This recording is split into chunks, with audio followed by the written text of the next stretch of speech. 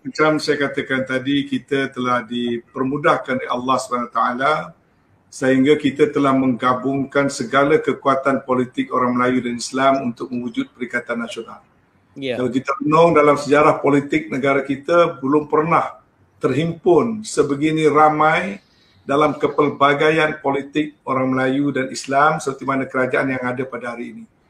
The best among the Malay politician, Muslim politician are all in the government. Yang ada di luar-luar tu dah boleh dikatakan pinggiran-pinggiran. Yang terbaik daripada semua parti itu ada kat sini.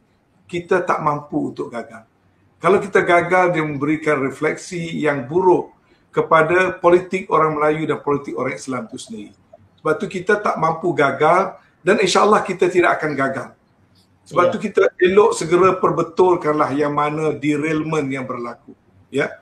Kerajaan gagal itu kita tahu telah diwujudkan oleh beberapa individu tertentu. Perkara ini mula diwujudkan pada bulan September menjelang berlakunya belanjawan pada tahun yang lalu.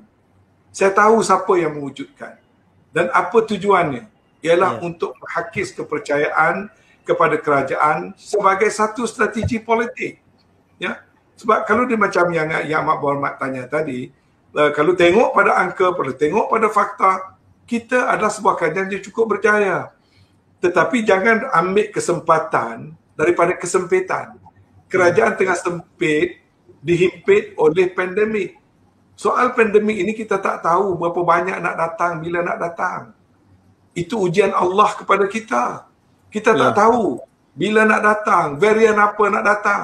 Duk selesai satu varian, now dah ada pula varian Delta, mari varian India, mari varian South Africa. Itu yang pertama. Yang kedua, kalau gagal itu siapa? Kalau gagal itu siapa? Yang mengendalikan COVID di peringkat pusat. Sebagian besar menteri-menteri UMNO. Yang menjaga urusan vaccination, Menteri UMNO. Yang menjaga keselamatan negara daripada Menteri UMNO. Yang menjaga portfolio kesihatan, Menteri UMNO. Jadi kalau kita duk hayun soal kerajaan gagal tu, siapa yang gagal? Ludah ke langit, jatuh ke muka kita. Sedangkan realitinya kita tidak gagal. Kita momokkan dengan perkataan gagal kerana kita nak bermain politik. Itu satu perkara yang pada saya tidak sihat. Kembali kepada basic, kita ini adalah orang yang hidup beragama. Politik itu fardu kifayah bagi seluruh umat dan kata ulama mutabar, dia menjadi fardu ain pada orang yang diangkat sebagai pemimpin. Maknanya ada satu perkara yang sangat besar yang mana kita harus lakukan dengan penuh kesungguhan kita. Kalau sekali kita gagal, sekali kita lemahkan diri kita, maka kita mungkin akan menerima pahala yang buruk. Sebab itu kita tidak mampu gagal. Dan hingga masa ini kita tidak gagal. Bagaimana mungkin kalau kerajaan ini gagal, IMF boleh mengiktiraf kita sedang menuju ke arah pertumbuhan ekonomi 6.5% KDNK. Kalau kita duk kata kita gagal, tapi Standard & Poor kata Malaysia rating A- dikekalkan, antara yang terbaik di rantau Asia. Orang lain menyatakan kita berjaya, kita sesama kita duk bergaduh kata gagal. Lebih baik kita tumpukan masa untuk saling sokong menyokong. Yang rendah dekatkan, yang jauh rapatkan, yang retak kita boleh gabungkan. Daripada kita saling melemahkan satu sama lain.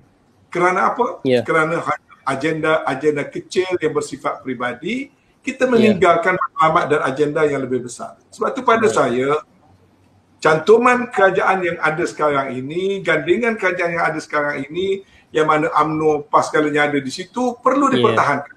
Kalau ada lemah, kita baiki. Sebab kita tak mampu gagal. Dalam soal urusan COVID, satu lagi saya nak sebutkan. Dalam menguruskan COVID, yang ada di situ tu semua kerajaan.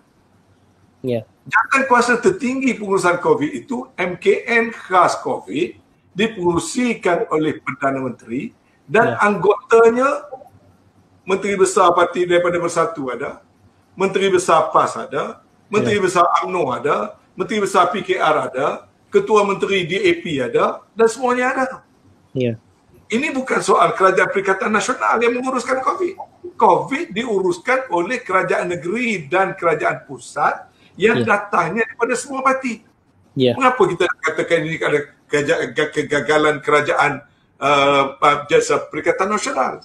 Patutnya kita ambillah tanggungjawab bersama. Kita tahu semua kita, kalau yang nak berkritik itu daripada orang UMNO, kita tahu UMNO yang duk menguruskan COVID. Yang nak kritik dah tahu apa. PAS duk ada dalam pengurusan COVID. Yang nak kritik dah DAP. DAP duk ada dalam jawatankuasa itu. Kalau gagal, kita lah yang gagal. Hakikat sebenar, kita tidak gagal. Saya tahu tentu ada setback. Umpama kita berada dalam suatu peperangan. Kita ada dalam peperangan, perkara tidak berlaku secara perfect. Kita tidak tahu bila musuh nak menyerang. Kita tidak tahu musuh nak menggunakan senjata apa. Kita tidak tahu berapa banyak casualty berlaku. Sebab itu namanya darurat. Sebab itu namanya perang. Jadi tidak ada perfection. Tetapi yang pentingnya ialah tak cukup dengan memenangi the battle, you have to win the war. But the war is not over. Battle, sometimes you win, sometimes you lose. But you must win the war. So bila nak win the war, now kita ada plan pemulihan nasional. Plan pemulihan nasional adalah plan to win the war. You may have lose the battle. Mungkin gelombang 1, gelombang 2, gelombang 3. Ada kes yang berlaku 3 digit, ada berlaku 4 digit, dan sebagainya. Tetapi dalam semua gelombang itu, we were never defeated. System never collapse. Kerajaan masih berjaya memberi bantuan demi bantuan. Dalam bantuan tunai saja sekarang ni, ada berapa? 16.7 bilion. Sedang disperse non-stop. Termasuk bantuan prihatin rakyat, bantuan kebajikan masyarakat, jaringan prihatin, program e-belia, bantuan cash tunai 16 bilion sedang didisburskan. Bantuan untuk program-program perniagaan berjumlah lebih kurang 14 bilion. Subsidi upah dan insentif pengambilan pekerja 6.29 bilion. Geran khas prihatin 1.5 bilion sedang diuruskan, sedang disampaikan. Kalau program bantuan kebajikan masyarakat 1.25 bilion sedang didisburskan. Kemudian tadi yang amat berhormat Menteri Besar umum, pengecualian lesen, pengecualian saya baru petang tadi umumkan cukai pintu kita bagi balik 10%, bagi balik pada pembayar. Lesen-lesen wilayah bebas berniaga terus sampai bulan 12. Kira automatic renew. Duduk di rumah di bandaraya 60,000 unit duduk di rumah bandaraya percuma dan sebahagiannya bayar RM60 saja sebulan. Macam-macam dibuat. Jadi kita berjaya dari segi itu. Jadi pada saya lah untuk kerajaan gagal itu mungkin datang daripada orang yang cuba nak menggagalkan kerajaan. Kerana bila kerajaan gagal maka mereka jadi orang berjaya. Kalau kita berjaya mereka akan kekal menjadi orang yang gagal sebagai orang yang pernah gagal dan pernah menggagalkan, tapi insya-Allah cuba untuk menggagalkan akan menang bersama insya-Allah.